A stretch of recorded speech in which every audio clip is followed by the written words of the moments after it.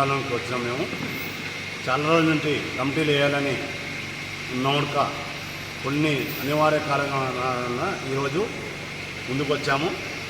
ఈరోజు పెద్దమందడి మండల అఖిలపక్ష ఐక్యవేదిక అధ్యక్షునిగా నక్కా కృష్ణ యాదవ్ను ఎన్నిక చేయడం జరిగింది.